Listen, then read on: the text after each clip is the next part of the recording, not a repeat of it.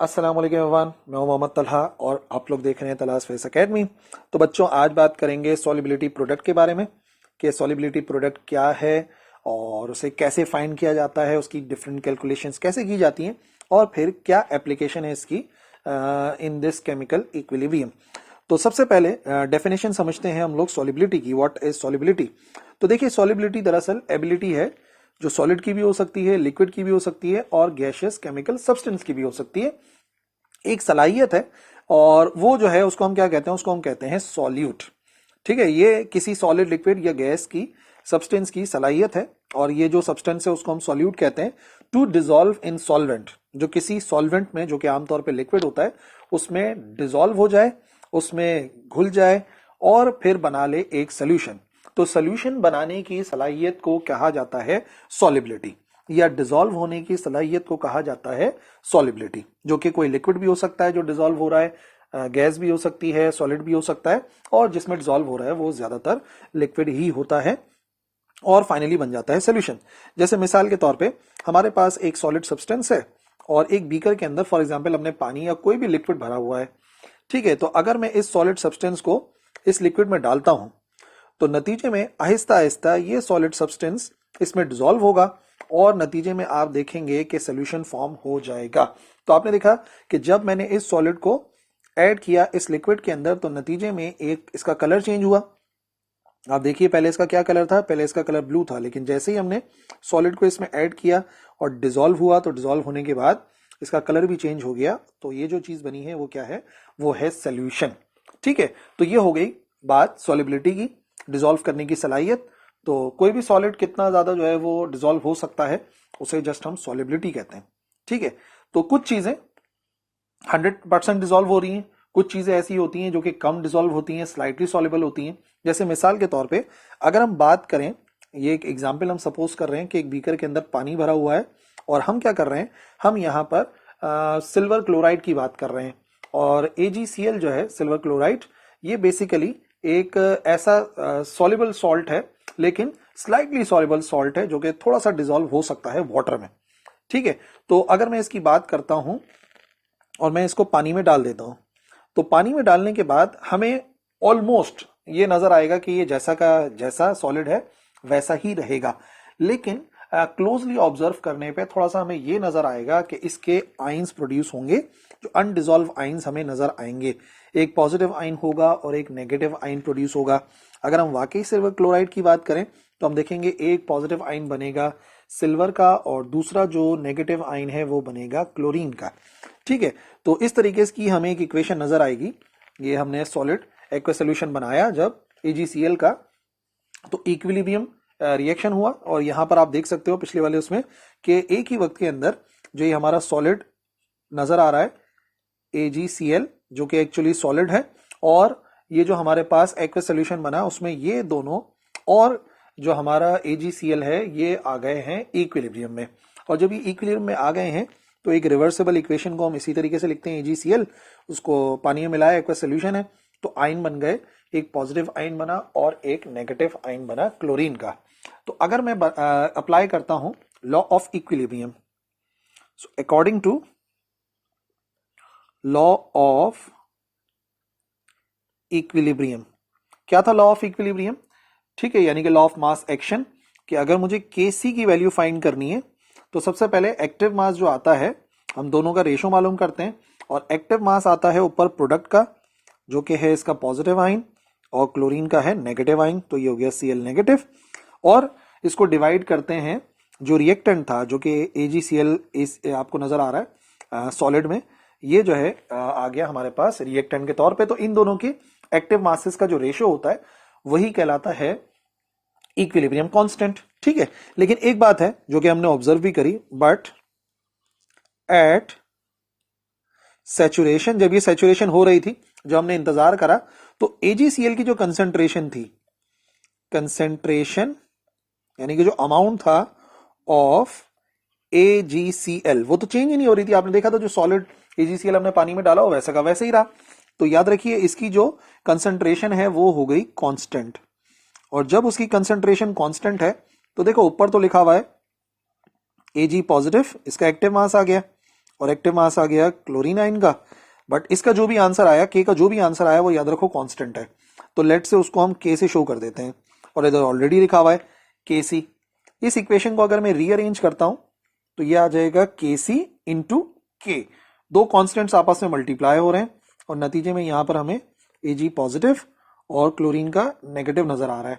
इन्हीं दोनों का जो प्रोडक्ट है ना, ये जो प्रोडक्ट आपको नजर आ रही है, इस प्रोडक्ट को शो करते हैं KSP से। And what is KSP? KSP basically कहलाता है सॉलिबिलिटी प्रोडक्ट, जो कि हमें बता रहा है कि किस तरीके से सॉलिबिलिटी है, और वो हमें हासिल हो रही है with the product of ionic concentration of the dissolved ions. क्या मतलब? KSP अगर मालूम करना है तो KSP बराबर किसके आ गया? Ag पॉजिटिव, ठीक है, और इसी तरीके से क्लोरीन आ गया नेगेटिव। ये आ गया हमारे पास इस इक्वेशन की KSP की वैल्यू। और आप देख सकते हो कि जो KSP हमने हासिल करा है किस किस चीज का प्रोडक्ट है।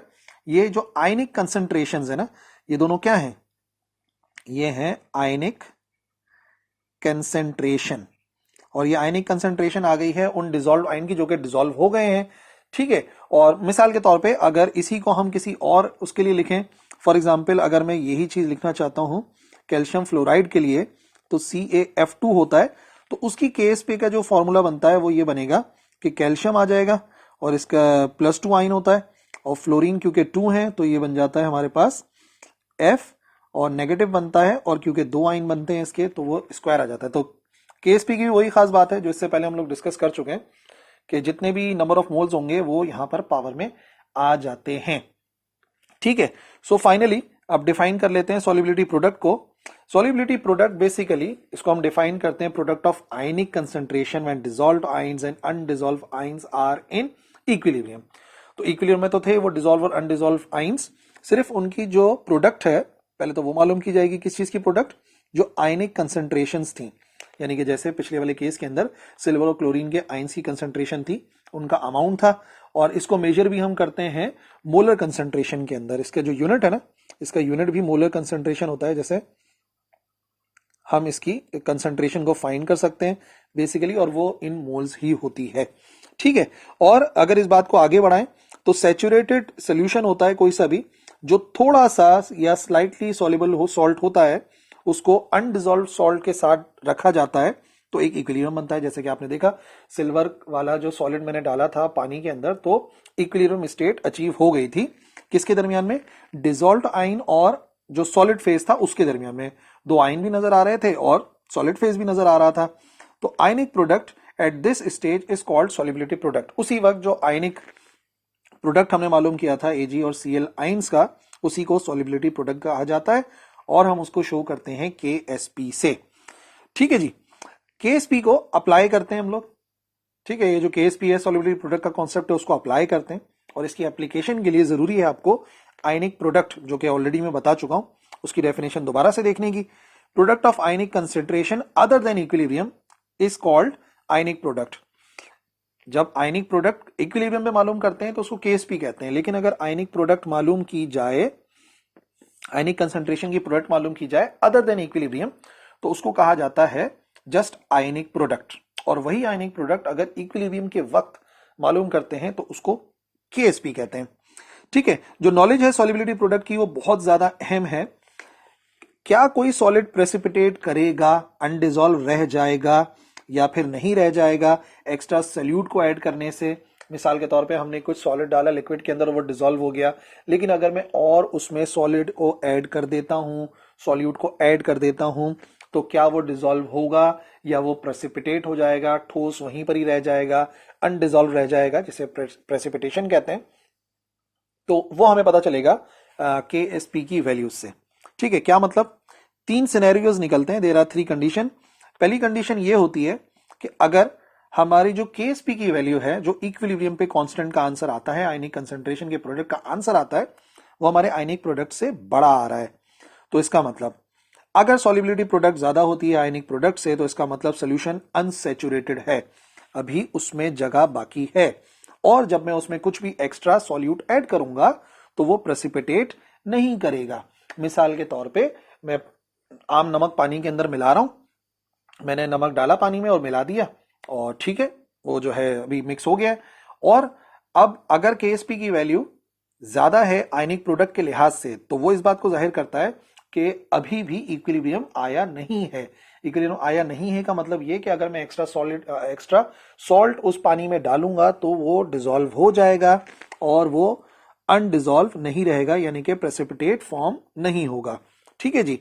और अगर KSP की वैल्यू कम है और आयनिक प्रोडक्ट ज्यादा आ गई है, यानी कि अभी जो सिचुएशन है KSP की वैल्यू कम थी, इक्विलिब्रियम वाली पोजीशन कम थी और एक्स्ट्रा आयंस की कंसंट्रेशन अभी पानी में मौजूद है, तो इसका मतलब यह हुआ कि सोल्यूशन ऑलरेडी सुपर सैचुरेटेड हो चुका है और जो ज्यादा सॉल्यूट डाला जाएगा, एक्सेस ऑफ सॉल्यूट होगा, वो यकीनन फौरन के फौरन प्रेसिपिटेट हो जाएगा, फौरन के फौरन वो जो है जमा हो जाएगा एज अ लिक्विड उस सोल्यूशन के अंदर।